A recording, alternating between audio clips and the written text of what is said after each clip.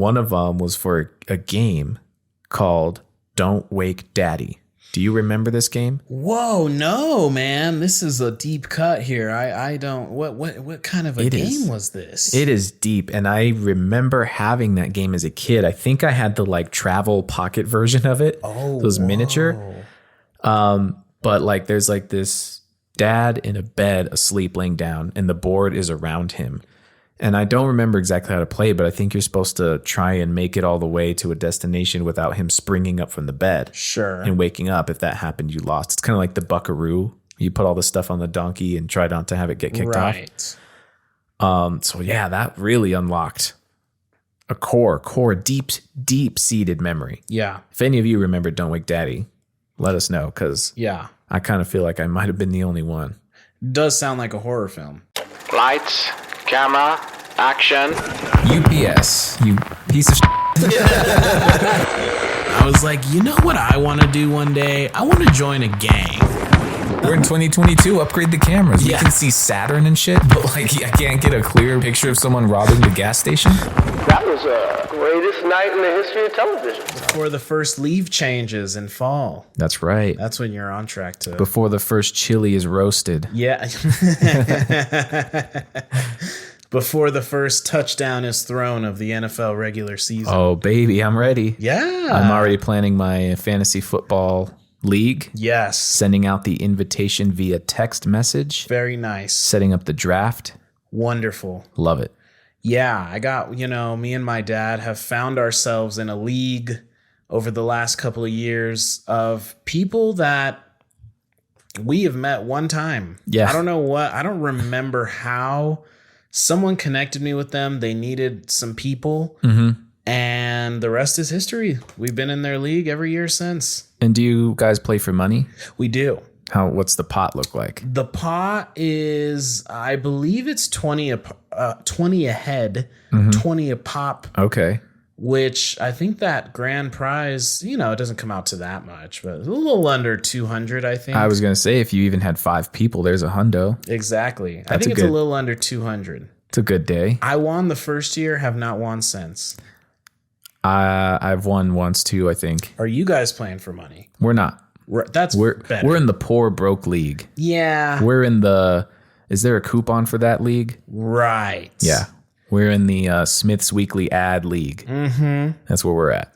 Yeah. Do you remember coupon books? Do I? You get those at school, and it was like, shit, it's going to be a good day. Your parents would be mad at you if you didn't get it.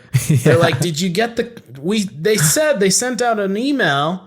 Why didn't you grab it? Yeah. You're not going to Cliffs this summer. Yeah, no. Cliffs, we got 3 good rides. We're open 3 solid weeks, and it's sporadic. It's like sprinkled throughout. They might not even be open right now. It can be midsummer. Yeah. Midsummer. And you can be driving past Cliffies. And you're like, isn't this the time when it should be operating? You would think. And it can be just like a ghost town. Yeah. I hope it becomes a ghost town. I feel like it already has. I mean, it is. I used to live across from it. You did. Like right by it. It's where we started. Grassroots, baby. Grassroots. Yeah, and you could hear the screams in my apartment from Cliffs, but then you drive by it and you're like, there's nobody there. So where were those screams coming from? Oh my gosh. Exactly. The screams of lost joy. The screams of lost joy. The screams of the 90s. Yeah. Fading away. That's probably when Cliffs was in its prime, if I had to guess. Yeah, easily. Right in the 90s. So you just dropped a music video. I sure did. Wow. Sure did. A music video. First of all, like 6 minutes. Yeah. I was surprised by that in a good way. Yeah. I hope it doesn't feel like 6 minutes. It doesn't, by the way. I want to say that real quick. And not in a bad way either. It feels, I was like, really? This does not feel like 6 minutes. Yeah, it doesn't feel like 6 minutes. Hell yeah. Yes. Yeah. It's got a bit of an intro. Right. You know what I mean? And then the song itself, the song is not that long. It's not like a Justin Timberlake song. Right. Ugh. That shit'll go on for 8 minutes. Hey now. Hey. I love it, but sometimes I don't got time. there's comes a certain point of time where you're saying, hey, Justin, give it a rest. Yeah. That's what you say. Or break it up. Break it up. Give me 2 or 3 good songs. Part 1, part 2. But yeah, put out a music video that it's been, I'm calculating, it's probably been over 10 years since I've made a music video. Whoa. Last time I made a music video was in high school. Yeah. That was, well, it was the first time. It wasn't the only time. But yeah, it's been a long time. I haven't done music videos at all since. You've done a lot of different things that people don't know about. What all you've done a music video, you've done a commercial, you've done short films, anything else? Am I missing anything there? Other than random little like sketches, right? Like Key and Peele type beats. Shorts. Other than that, no. I mean, I went to see Vengeance last night. Ooh, you were in that. Yeah, Can you an see extra. you? So I didn't see me, okay, which is unfortunate. Yeah, I might have to like pause that section that I'm in and like really scrub through it. But Matt saw himself like 3 different times. Holy fuck! And we saw his sister, clear as day. She's one of the dancers next to Dove Cameron. Right. And so we got to see her in it. Me, however, they gave me the shaft, man. Yeah. They gave me the Mike Wazowski treatment. Fuck.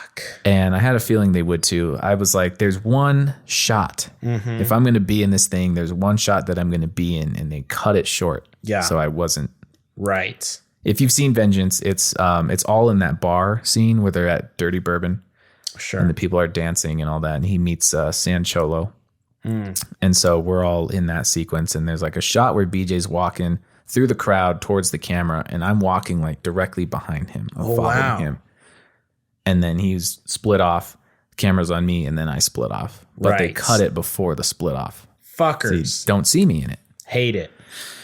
Unfortunate. That's and was the movie good? Yeah, it was different. Yeah. So I believe that was his directorial debut, BJ Novak. Obviously, he's had plenty of work before, writing and starring in The Office. Plenty.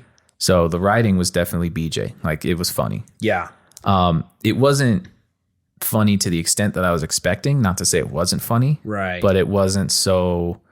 I wasn't laughing like haha out loud constantly. But I did love a lot of the bits and the jokes. And sure. I had a good time. And it was a cool story. I really liked the concept of it too. So, yeah, when I saw the trailer, it struck me not really as a comedy, but more of like what a comedian is trying to do something super deep and thoughtful. And dude, have you seen it? No, I want to. I want to see that, and I want to see Bodies. I want to see that too. A24. Yeah, with our boy Pete. With Peter. Yeah, it was like surprisingly deep. Yeah. Actually, the deepest character in it was Ashton Kutcher. He plays this music producer in it. Wow. And his character is like deep as shit. It's a deep character. Really profound. To the point where I was like, damn, you kind of right though about some stuff you're saying in this, but yeah. When I was an active drug addict and I was in a relapse, I went to rehab once, came back to Albuquerque, and started using drugs again. Yeah. I was a background on Better Call Saul season 2. Okay. And I took a Suboxone strip and drove up to the East Mountains, I forget, Cedar Crest. Okay. And what a Suboxone strip is, for those of you who don't know, is if you're addicted to opiates, you take a Suboxone strip and you avoid going into withdrawal. Right? You don't get sick. Yeah. Right? So I took a Suboxone strip. I went to Cedar Crest, and it was the scene where Chuck McGill is having a panic attack at a grocery store. This is Jimmy's brother, Jimmy Saul Goodman. And I was at the deli counter being a deli person. Oh, shit. And I really thought I got on fucking camera. Yeah. And then I went back to rehab, and the fucking season came out, and I fucking was telling everyone, guys, we got to watch this episode. I'm in it. And I wasn't in it. Yeah. And my ego could not handle that. And I almost went back to doing drugs, but I did. I almost left the rehab And I was so hurt and upset because when you're a drug addict, you're a selfish, self-centered, insane person. And I couldn't believe that they didn't put my face on screen. So what I'm hearing is, of the two shows, Yeah. Breaking Bad and Better Call Saul, the one that's not directly about making meth is the one that almost sent you back to drugs. Exactly. Wow. That's exactly what you heard. So that's my little story about being Mike Wazowski'd. It sucks because it does feel like that. You're like, dude, I am on camera. That Yeah. thing is pointed this way. You know it. And I've been here. it. Yeah. I've been here all day. There's Yeah. no way I'm not on camera. And you see it and it's like 30 seconds on screen and you don't make it. Right. As a kid, I was in a movie called Swing Vote. Really? Yeah. It was shot here. Kevin Costner. It had quite a cast, but the movie itself wasn't very big. Sure. But I was in all these classroom scenes, and I was like, dude, I'm on camera. I am. There's no way I'm not. Look at all these kids. I'm in here. I'm on camera. Yeah. And there was even a moment in one of the scenes where they put me smack dab in the middle Come on. of the classroom.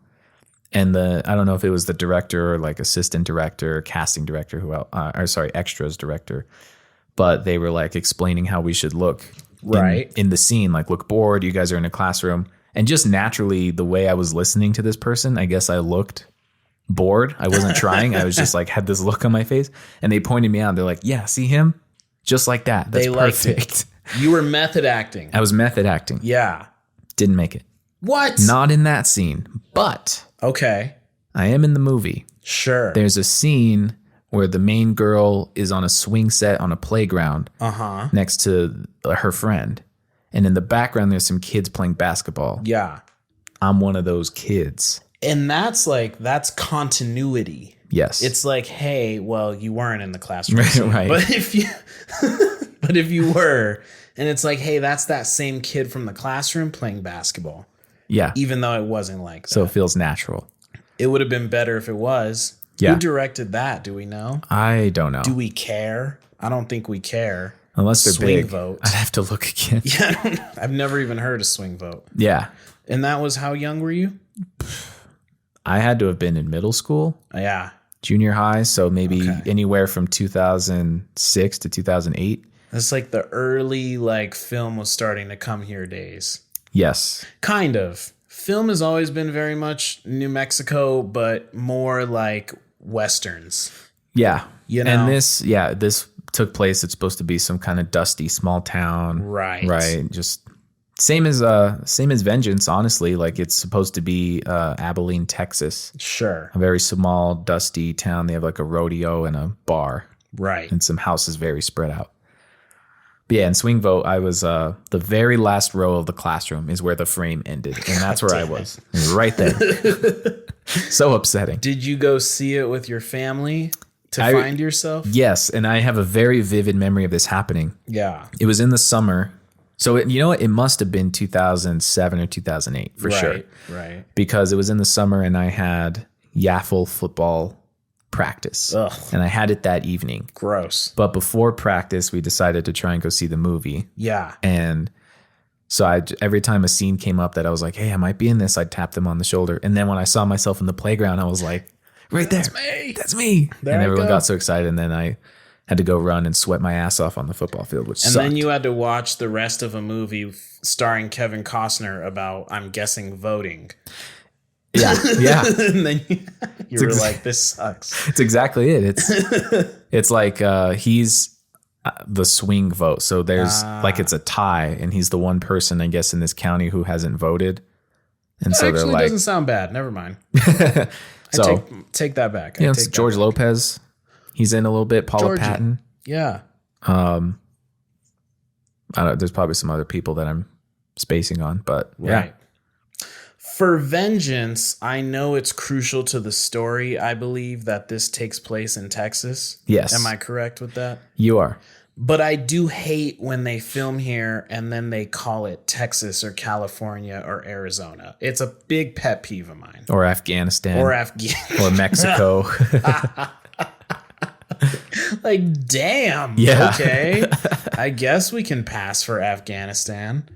A lot of sand. I don't know. A lot of sand, a lot of guns, a lot of killing. Yep. A lot of goats. A lot of, yeah. I don't know. So it is like but I get it. It's not, it's an irrational pet peeve. I know, where they're not just going to be, like, not everything can be Breaking Bad, where they're just going to set it in here and name drop every fucking street. Yeah. And show every single like corner of this fucking city. Right. But at the same time, I'm just like, hey, can't BJ Novak be coming to Albuquerque to do the same thing he did in Abilene, Texas? Yeah. Maybe. I believe it. We got the same kind of people I know he's pointing out in this movie. For sure. 100%. Everywhere. Yeah. So anyways, that's just my little... No, I agree. Does that bother you?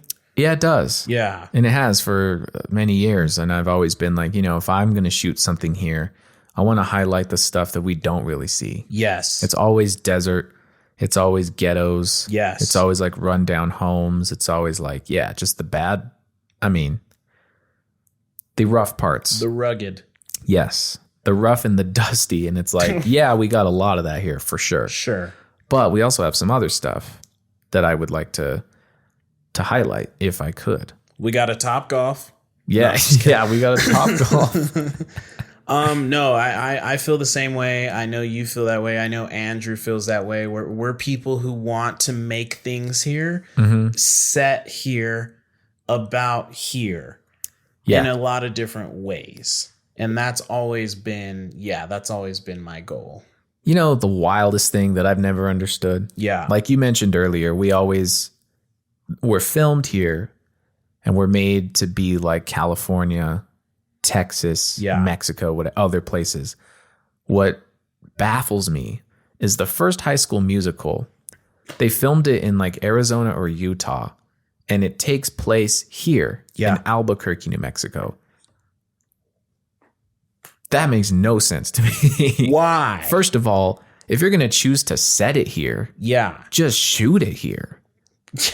And High School Musical is what, early 2000s? Mid to early 2000s? 2006, I'm guessing. I'm going to guess. If I had to guess. Let's see if I'm right. I want to know if I'm right. Check that out, because at that time, it's not like Albuquerque was really booming with film production and notoriety in that way. So High School Musical. Set it here. 2006, I was right. Yeah, there you go. I knew it. So 2006, to want to intentionally set a movie here. Yeah. And then not even shoot it here is like, what? And I've never seen High School Musical, but does it really look like here? I haven't seen it in a long time, but I don't think so. It's very odd. It's like the shot they used was very generic, just like a school with some trees and a flag out front. Right. That could be anywhere. It's just, I'm just like wondering why the writers of all the places were like, let's set it in Albuquerque, but not shoot there. Yeah. When California is at their disposal, this is it felt very California. Yeah. Which I will say though, growing up in Albuquerque, specifically in some of the areas we grew up, in the heights. And on the west side in some areas. Anyways, what I'm trying to say is there has, I guess the entire city in a way, there has always been a part of me that feels like we're kind of like an offshoot of Los Angeles. Like we feel very LA-esque without an ocean. We do have that, and no palm trees. No palm trees. Which are my favorite trees. Agreed. By far. I love seeing some palm trees just lined up, hovering over the city. Yes. But yeah, no, I've felt the same. We give off those vibes. Yeah. We have it there. And that's why like this city and this state is so dynamic, because you can have dusty Afghanistan vibes. You can have ghettos of Compton vibes. Right. But you can also have higher end, classy looking, whether you want like West Coast. Right. I won't say big city, because our downtown's pretty sad looking. We don't have super tall buildings or anything like that. But I mean, we have a good mix here. Yeah. Like you can get different vibes. They just don't always show it. Yeah, there's a California chic. I will say Better Call Saul specifically, because obviously they're lawyers. They're downtown a lot. Yeah. They do kind of do a good job of almost making it look like we have a hefty downtown area. Yeah. They do kind of a good job making it feel that way, even though it's absolutely false. Yeah. And I would have to, maybe that's what I'll start next after I finish Walking Dead. I'll start me some Better Call Saul. I mean, if you'll sit through it's AMC as well. Yeah. And there's less seasons. Yeah. So I've already binged the length of Better Call Saul and then some with Walking Dead. You have. I'm sucked in. They got me. Now, does it get better with Walking Dead? Shoot me straight. I mean, man, I'm curious, is the ground going to shrink beneath their feet creatively? Right. Because I feel like we've hit the peak. We have hit a stride with the whole Negan story situation. If you know Walking Dead, you know what's up. You know what I'm talking about. You know niggers. Yeah. Whoa. Whoa. I was trying to make a nickname for Negan. Ooh. Thank God I am Nigerian. I did my Ancestry.com. Yes. Moving along swiftly. Yeah, I'm like, dude, this is so far to me, this is one of the shows that kind of has been very consistent. Yeah. And has built up to where I'm just so engaged. It could be because I'm so knee deep in it that I'm just like honed in. If I maybe step back and look at it as a whole, I can better pick and choose and rank. Yeah. But I mean, damn, obviously like they elevate the situations.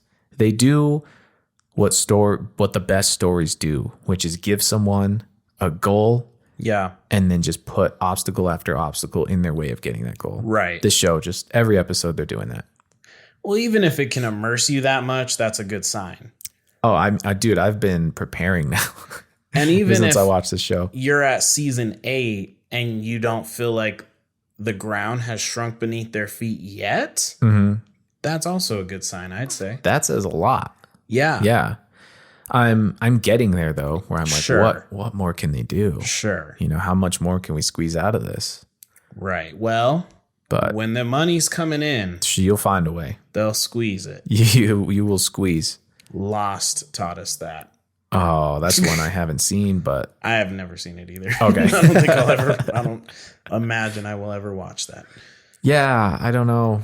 It's it's JJ. Just Mr. JJ Abrams. He loves his mystery boxes. Yes. But yeah, and it seemed like a cool concept as a kid. Mm-hmm. I don't know how it holds up now though, but cool concept until it wasn't. Yeah. Right. And that's it. You never want to leave the audience going, I've had enough. Right. You leave them wanting more, not less. Absolutely. So somehow we ended up there after talking about the music video. That's fun. Yeah, right. So you've done background acting. Yep. You have done a music video now. I mean, you've done them in the past, but this is your pro. Yeah, those were some shitty high school ones. Yeah, we've done it. Yeah. And you've done a commercial. You've done short films and you've done sketches. That's cool, man. Yeah. I think it's important for people to understand, what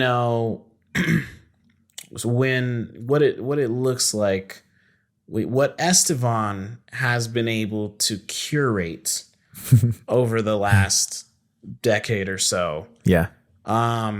You are someone who has the definition of dedication to the craft.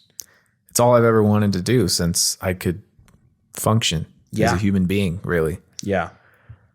So, yeah, I mean, I don't know, maybe we have or haven't talked about this on the podcast early episodes, and maybe it doesn't matter because those have like 5 views. Yeah. But when did the spark get ignited anyways? Like, what did that look like for you? I wish I could remember like a singular moment. Sure. But That's what's tough. great is that it's on camera. Mm-hmm. Oh. Like from moments that I'm too young to even remember, it's on camera, the proof that I've always been drawn to this somehow in some way, shape or form. Like, so I was the firstborn. Oh yeah. So my parents were enamored by anything and everything I did. Right. So I grew up with the camera in my face constantly. Sure. I was always very quick at learning movies. Okay. I'd watch a movie and I could learn it, and I would know the next scene and the words and the dance moves. If it was Grease, right? That was another one I grew up with. Right. R.I.P. Miss Olivia Newton-John. Our queen, forever our Sandy. Forever. So yeah, and then on camera, there's me like in a diaper or whatever, just like walking towards the camera. Like, can I see? Like, I want to see. I want to hold it. I want to take it. I always said I want to take a picture. Right. You wanted to. You were in front of it, but you said, "Hey, like I see what you're doing. I want to do that. Yeah. Let me do it. Let me do that. Let me try that." I like that. So I guess long answer is since the start. I don't know. That's always been. You had motor functions in your body. Yeah, since I could do this as a kid and speak a few words. Yeah, and that's interesting because that even goes beyond the, I saw this or I saw that, which is, I know that's part of it too, but it's still like, yeah, that's a very heartwarming story, by the way. Oh, thanks. But what I got from that is, do you speak Spanish? Hardly. Okay. I can count to 10 in Spanish. Well, if you live in New Mexico, you better be able to count to 10 in Spanish. Yeah. I don't speak Spanish. I just didn't know if your parents brought you up bilingual. That No. intrigued me. It was like, I mean, they would try. My parents aren't really bilingual either. Right. My grandparents could. But, even with all the Spanish classes I would take in school, Right. I only retained so much. I retained very random like phrases. Yes. But no, I really couldn't speak Spanish. They probably, like my parent, I guess, even my dad, even though he was the African American Yeah. in my family tree, I guess, that is where I branch off. Even he knew some slang terms. So it's like, I don't know, that's how I was brought up, just with like tons of Spanglish. Yeah. You Yeah. know? That's kind of how my grandparents, I think, were too. Like it'd be English, few Spanish words, or Right. vice versa. Spanish, Right. Spanish, an English word, Spanish. Now, for people who don't understand this, because this is my story too, which is the Spanish kind of skips. It doesn't skip a generation. It just kind of ends with our parents, Yeah. because our grandparents, I don't know if this is your story. This is definitely my story. Our grandparents purposely did not teach their kids Spanish so they could assimilate. Mm-hmm. That's what I understand. Interesting.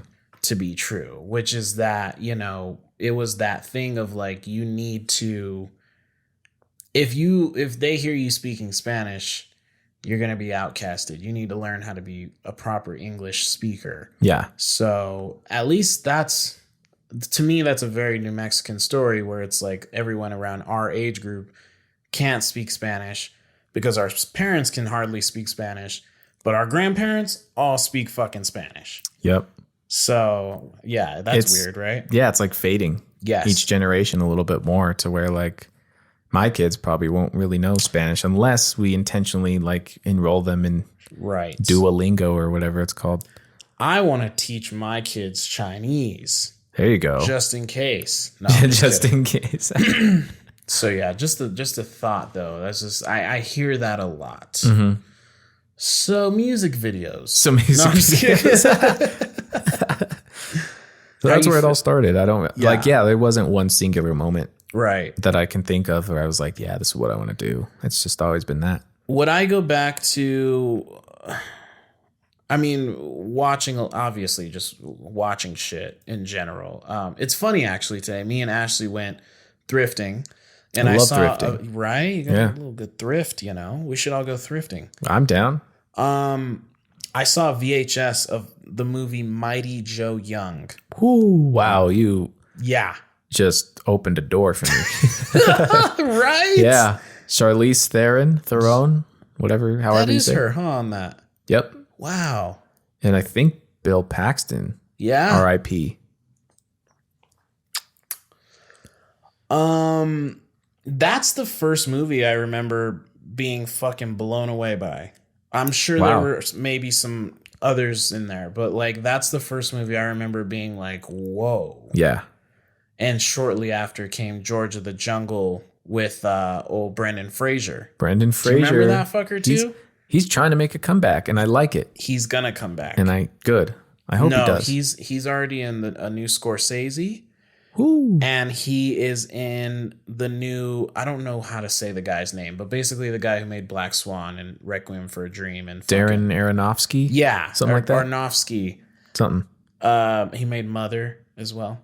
I don't think I've ever seen any of his movies. I've seen Black Swan and Requiem. I've never seen Mother. I really want to watch Mother. Okay. Supposedly it's fucked up, which is like his new movie is also going to be fucked up, and it's called The Whale. And Brendan Fraser is like a 400-pound man. Oh, I've seen like things about that. Kind of like the descriptions, huh? Yeah, yes. And I think the girl from Stranger Things was going to play his daughter in that. Which one? Running Up That Hill one. The Running Up That Hill one. The one who loves running up that hill. And I know who you're talking about. Max. The character, Max character. Yeah. Whatever the fuck her name is. So you brought up Mighty Joe Young. And that circles back to Mighty Joe Young. Yes. And that's how it all connects. Yeah. Okay. So that was your moment, right? Yeah. Is what you were saying. Like you saw that movie. I think that's what I was saying. Yeah. Well, I guess what I'm saying is I remember that being the first movie that kind of like it captured me. Yeah. And like I was like kind of obsessed with, but where I remember, I guess, and it's kind of funny because that kind of coincides with like really DVDs weren't quite out yet. Yeah. I mean, what? Mighty Joe Young was 90s, right? Yeah, I was like at least, let's see. So, yeah, like at least 98. Yeah, that's what I'm thinking. So, and it's like, so the moment I remember, well, the first thing I remember getting really like sucked into because of it was in DVD format. Yeah. Was The Grinch. And I would watch the special features all the fucking time for The Grinch. I'm a simp for special features. Oh my God. And The Grinch, I'm assuming you're talking about the Jim Carrey one? Yes. I have that on VHS. Wow. Actually. Yeah. That's a good catch. Yes. But Yeah. yeah, man, I love some special features. Mm-hmm. Love them. I think that's what did it for me. I think that's when I got to see what, how they did it. Mm-hmm. And watching like Ron Howard talk about making it. Yes. And watching Jim Carrey sit in a makeup chair and talk about transforming into the character. It was just like, oh, fuck. Like, yep, that's it. We share that for sure. Like I remember having the Star Wars Episode 3 Revenge of the Sith on DVD. It has like 2 or 3 discs in it. Yeah. One of them is purely special features. It's like 3 hours worth of bonus features, and I would drink it up. Yep. And I would soak it in. Yep. And that stuff's always fascinated me. I'm currently watching Ron Howard's masterclass on directing. Yeah. So I love seeing that. And then at Universal Studios, the California one, they have the studio tour there. Yes. And one of my trips, one of the most recent trips I took there, I was in one of the gift shops buying something, and the guy at the register was talking to me and just said, like, what's your favorite ride? And I said, honestly, the studio tour. Mm-hmm. And he's like, I never hear that. It's always like Harry Potter or, whatever. He's like, I've never really heard anyone say the studio tour. And I'm like, that's the best. We're a couple studio tour guys. Yeah. I mean, that would have been my answer too. I mean, I'm sure like I had a good time on the old Jurassic Park. Oh yeah. But I was there to see sets. Like the plane crash in War of the Worlds, Steven Spielberg. Yo, that shit's there, guys. In case you didn't know. That made me emotional. Only because, speaking of movies that had a huge impact on me when I was young, War of the Worlds was one of them. Yeah. So growing up and going there and seeing that, I mean, it, fucked me up in the best way. And you mentioned when you got here, not on camera or anything, but you mentioned when you got here, the dolly movement in the music video. Yep. And I got to say, that is just something I feel like I've maybe picked up from watching Steven Spielberg. Right. Indiana Jones, right? The push in on the big golden gem the item, right? Or yes. you know, pulling back and seeing just the scope of Jurassic Park and like movement, like that kind of movement has always enchanted me and been very cinematic. And that's why I like to use a lot of dollies. Well, you even said it early on in our podcast running, but we talked about what makes the difference between a student film and something that might feel a little more professional. And one of those key components is movement of the camera. 100% movement is huge. Yeah. Getting your foreground, middle ground, background. So there's depth, there's layers, and then you move through it. Yep. I feel like that's very much what makes it cinema. Chinema. Chinema. Chinema. Chinema. The Crimson Chin. Schindler's List. Whoa. Talking about Spielberg. Yeah. Yes. He did that, right? He did. Okay. Yeah. Spielberg is the kind of the goat, right? Because he kind of does. I mean, there's a lot of goats, but yeah, that's kind of a pretty insane filmography to be the guy who made E.T. and Jaws and Jurassic Park and Schindler's List And Saving Private Ryan. and Shavings Ryan's Privates. Yes. Remember that? That's I like do. a high school thing, totally. Very much. Yeah, when you can make a good children's film and also like an impactful adult film, Oh, yeah. that's crazy. Yeah. That's crazy. That's range. That's range. Pure range. Mm-hmm. And he's not Indiana. Yeah, he is Indiana Jones. Yeah, well, him and Georgie. George Lucas, I Yeah. don't remember who. They collaborated a lot. Yeah. Now, who got credit for what in terms Right. of like writing and who directed? I feel like George Lucas maybe directed the first Indiana Jones. Don't quote me on that. Don't quote us. But yeah, and then Steven Spielberg was always kind of like a collaborator, a writer. Right. I feel like I remember one of my college professors telling me one time actually that there's recordings, hour-long recordings of these brainstorm sessions that would be George Lucas, Steven Spielberg, and maybe Ron Howard. Sure. I don't know at that time what he was doing, but yeah. you know, just these big figures in the Hollywood world. And like he said specifically, like some of the ideas that Steven Spielberg was throwing out were just awful. Right. He's like, no, those are just bad ideas. And Right. I found that really inspirational because it's like, yeah, even the greats can have a bad idea. Right. Like Yeah. there, for every good idea, for every groundbreaking story, Mm-hmm. there's thousands, I'm sure, hundreds and potentially thousands Oh, yeah. of just dog shit ideas. Yeah. Yeah.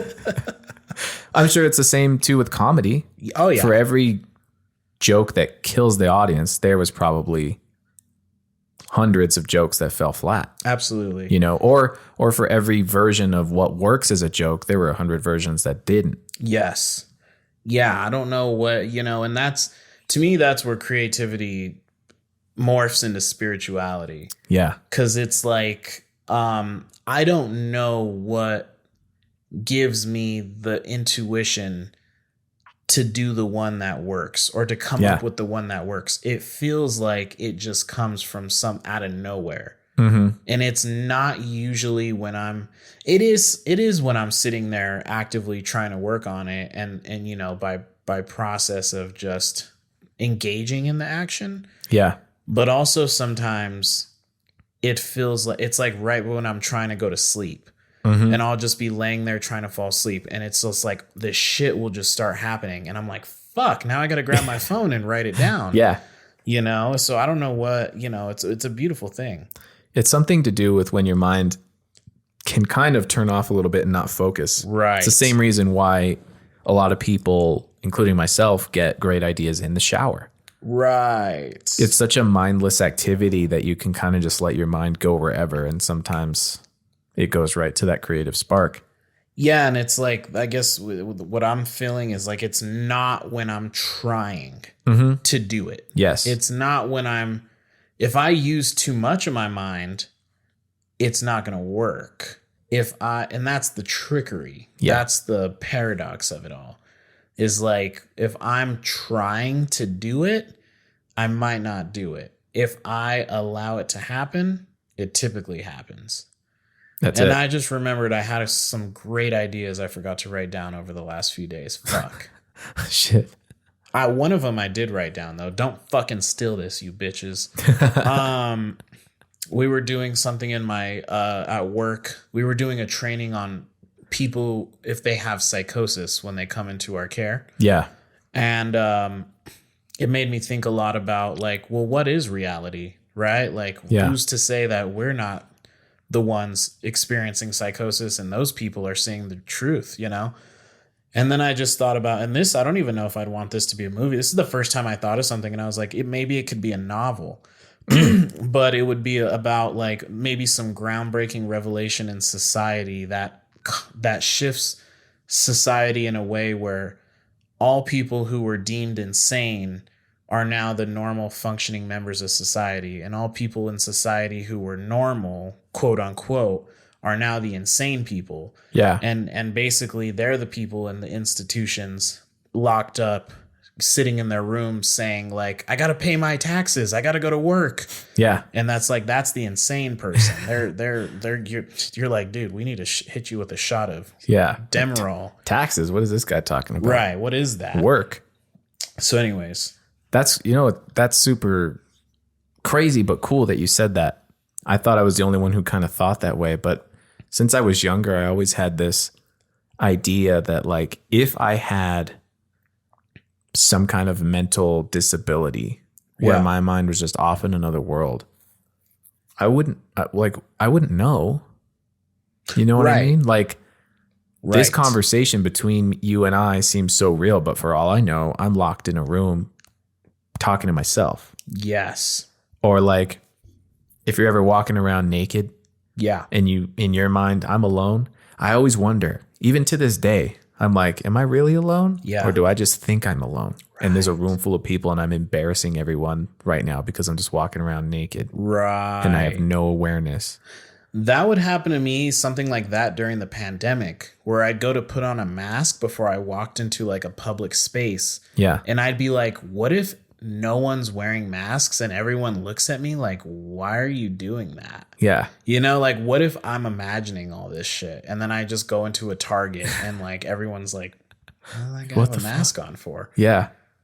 Yeah, it's weird shit. You wouldn't, but that's the point. Like, you would have no idea. That's what made me reflect when we were doing that training on people with psychosis, because and the person who was doing the training was great, but she just kept saying something like about bringing them back to reality. Yeah. And that just made me go, like, well, what is reality though? Mm-hmm. Like, how can I assume that what I'm experiencing is what's real? Yeah. That's too deep right now, man. Whoa. That's way too deep.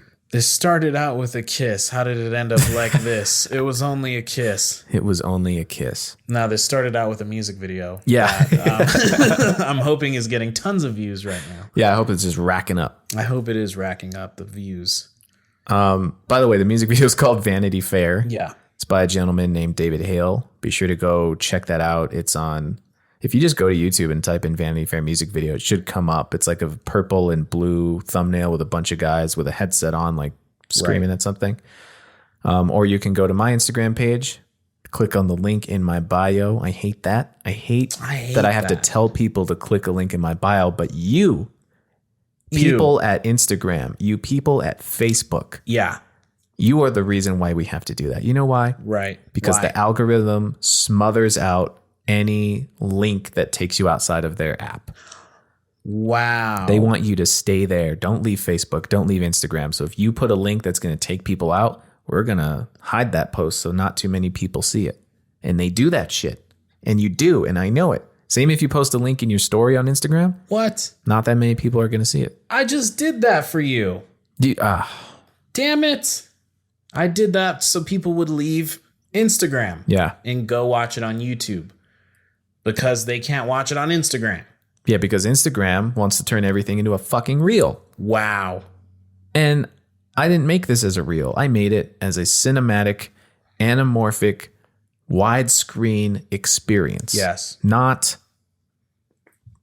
But then I had to. Make a little 1 minute clip of it in that format so Instagram would like it and take it in and show it. Because they force you, because that we know that'll reach people. Yep. But we want that. Yeah, it's insane. Yeah, we got to let them have it. I mean, it's one of these things where and I should be able to put a link in the description of what I'm posting. That's fucking insane. Absolutely, you should. All these years, and you can't put a link in the description of what you're posting? It's unreal. It's fucking insane. Yeah. You should be ashamed of yourselves. Shame. For shame, Instagram, Reels. Yeah. That's what we have to work around. That's what we have to deal with. And that's why, unfortunately, I have to tell people to go to the link in my bio, which a lot of people aren't. Because it's 1 extra click, 2 extra clicks. Yeah. I get it. I just got to do what I got to do. Yeah. You got to do what you got to do. I want to do a study on the amount of, just like people have the short attention span. I want to know, like, how many clicks is too many clicks? How many clicks does it take to get to the center of a Tootsie link? Yep. 1, 2. Remember? The fucking the owl, the wise old owl. Fucking. Oh man, and that's like I don't know how to explain this, but the feeling I get thinking about that commercial and the feeling I get remembering Mighty Joe Young are very similar. Yeah, and what's even crazy too about that is, so the Mighty Joe Young thing really unlocked a memory for me. Yeah. Last night, I really had the vault open. Okay. Because I came across this article about if childhood games were turned into horror movies, and it was like a bunch of posters. Nice. Randomly in there, one of them was for a game called Don't Wake Daddy. Do you remember this game? Whoa, no, man. This is a deep cut here. I don't. What kind of a game was this? It is deep, and I remember having that game as a kid. I think I had the like travel pocket version of it. Oh, it was miniature. But like, there's like this dad in a bed asleep, laying down, and the board is around him. And I don't remember exactly how to play, but I think you're supposed to try and make it all the way to a destination without him springing up from the bed. Sure. And waking up. If that happened, you lost. It's kind of like the Buckaroo. You put all the stuff on the donkey and try not to have it get kicked off. So yeah, that really unlocked a core, deep seated memory. Yeah. If any of you remember Don't Wake Daddy, let us know, because I kind of feel like I might have been the only one. It does sound like a horror film. Yeah, it does. And the poster was kind of cool for it. Yeah, that's cool. We here at Redband Podcast, we love to remember. Yes. That is what is driving our current media landscape. Yeah. Is remembering remember that. Remember this. Reminiscence. Did you ever watch that South Park with the member berries? No. It's this thing where I don't know why they were berries. Yeah. They were literally berries, like you could get at a market. Yeah. And they were very addicting, I guess, which makes sense. And they would just say things, and they would just be like, "Remember Chewbacca? Ooh, remember the Death Star? Ooh, remember Indiana Jones? Yeah, I remember Indiana Jones." Yeah. And they're just like, that's just what they do, like on a loop. They just constantly bring up nostalgia. And I think that's obviously what they were talking about. That was the point of it. That'd be really cool if that was real, though. It would be. Eat a couple member berries and just unlock something. Yeah. It just gives you a calm, soothing, kind of like the high of opium. Yeah. Just kind of like a cozy blanket on your body. Absolutely. Just nostalgia to escape whatever's happening today. And it made me wonder, what else have I been, forgetting? Ooh. What other things are like deep in my core that have just, because I would have never thought that on my own. I would have never just been like, oh, remember that game, Don't Wake Daddy? Yeah. Which could never exist in today's climate, because everybody on TikTok would take that and make it sexual and ruin it for everybody. They would turn it into a fetish game. Yeah, they would. Yeah. Ugh. This isn't as deep of a cut, but Reading Rainbow. Reading Rainbow. Hey, Yes. that just came into my mind. That's a good one. Yeah. I have a fond memory. The only time I've ever been in a limo Oh. was years ago in Las Vegas. And the little TV in the back, I found Reading Rainbow on it, was playing. Wow. How does that even happen? It wasn't great signal either. It was like staticky. It was like Kinda the lines better, going through it. Yeah. Yeah. But I was in a limo, so that was cool. You were in a limo watching Reading Rainbow, doing tons of cocaine In Vegas. in Vegas. What happens in Vegas stays in Vegas, Damn baby. straight. Damn, Redband should take a trip to Vegas and Whoa. podcast from out there. Yes. Redband Vegas. That'd be so cool. That would be fucking amazing. I will only do it in the fall Yeah. or winter. Yeah, we don't need our microphones melting on the streets of Yeah. Vegas. I refuse to be out there in the summer. Dude, even when it's like dark outside, dark as shit. 11 Yeah. p.m., it's like 90 degrees. No thanks. Ugh, Christ. You got to stand by one of those water shows just to get Just to get a little something. a little taste. Yeah. What we should do is do the podcast in those tunnels underground where there's like a civilization of homeless people. Yeah, we should. You ever heard of that? I have. Yeah, it's weird. Did we talk about that on here? Maybe. No, you know who was talking about that? Wow. Deep cut. Deep cut. I heard that on the Fighter and the Kid podcast. Nice. Chris D'Elia and Brian I'm spacing Callen? his name. No, well, it was another guest. Oh, it was a guess. Chris D'Elia was a guest, and then this guy showed up as a surprise guest. Yeah. And they were starting to talk about that. But he might have been talking about tunnels under New York of the Homeless People's Society. But anyway. In the simpler times when Chris D'Elia and Brian Callen could still host a podcast. Yeah. I'm just kidding. I care not whether they're active or inactive, truly. Yeah. Have no opinion or give a shit Yeah. at all. Same. Bobby Lee's better. And so is Theo Von. Theo Von's great, man. Yeah. His vernacular, his vocabulary is so God. colorful. The stuff he thinks of to say to God. describe situations is like beautiful. It's poetic. Poetry. Yes. Southern poetry. Yeah, oh yeah. Well, I'm very happy for you, Estevan. Thank you. You work so hard. I just want people to know how hard you work. I just want to make sure I emphasize that. Like, you're someone who makes things happen in a world where people are often crippled by the idea of taking action. Damn. That was beautiful. Oh, That was you blew your own mind with that. fucked myself up with that. But that's true. Yeah. And I've been there. Yep. I was up till 4 a.m. getting that music video ready for its release and getting our podcast ready for release. Right. Because it has to be perfect. Yes. I mean, it doesn't have to, but it does at the same time. But it does. But yeah. So thank you. You're welcome. I hope that this video, people enjoy it and brings entertainment, and maybe it'll be my first video that gets to 1 million views. I believe it deserves that. Is that too much to ask? I think it deserves that. I envisioned when I looked at it on YouTube.